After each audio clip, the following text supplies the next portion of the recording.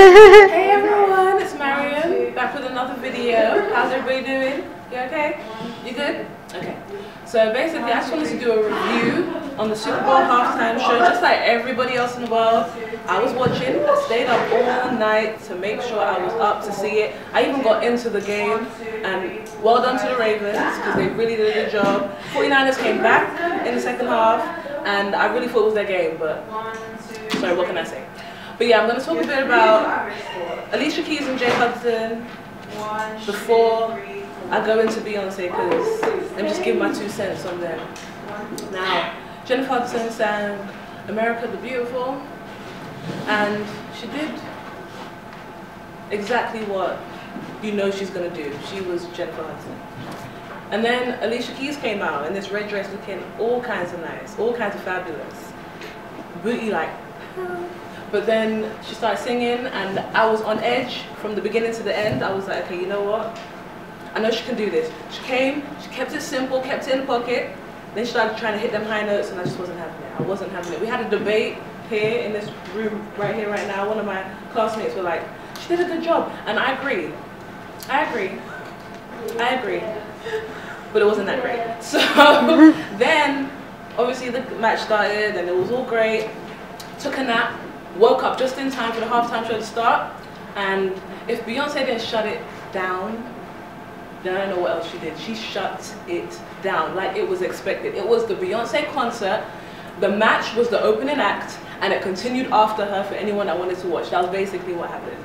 She came on and was just, her silhouette came up through the middle, and everybody knew it was Beyonce. Her lace front, which I've been shouting about all day, was beautiful. That blending that she does, nobody can test it, no one's touching it. That lace front is on point. Blowing and shaking and shimmying, she was amazing. Came out doing Love on Top, one of my favorite songs, and I thought it was a good, she was just like, if me saying that she did a good job is just an understatement.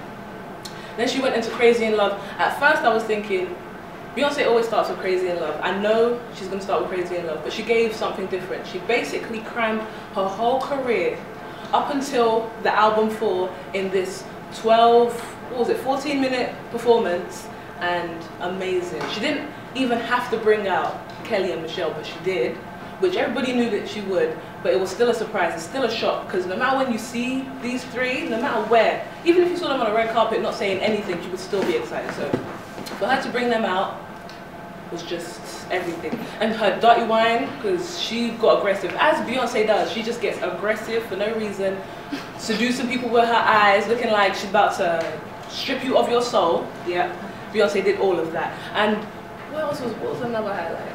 What was a really good part of the show? End of Time, when she did the whole End of Time, no dancers came out from nowhere, like multiplying, like 3 fish and 2 loaves of bread. Everybody came out, everybody had their piece, everybody had their share, and Bootylicious started, and they all came.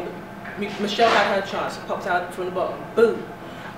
Kelly came out first, then it was Michelle, and even though, you know, Michelle stumbled a little bit, Kelly hit hers. She was like, boom, like, no jokes, no games. Her bang was on point. Actually, it flip-flopped a little bit, but it was still on point. Then they did Single Ladies. Now, everybody at the end of the whole performance wanted to throw their Michelle hate all up on Twitter, and I just have one thing to say about that. Like, really and truly, no matter what you say about this woman, she looked good. All of them looked beautiful. And regardless of what you may think, she was on that stage. Millions of people around the world saw her on that stage, and you all dealt with it. That's just how it is. You may not like her, you may not think she's that great, but if there's no Michelle, there is no Destiny's Child. No one's checking for Kelly and Beyonce on their own. At that time, when everybody was leaving, dropping off like flies, and Michelle stayed and saved the group, trust, if Michelle didn't stay, we would not know Beyonce as she is today. There would be no this big whole thing about Beyonce the solo artist, because remember, Ashanti was killing it back then.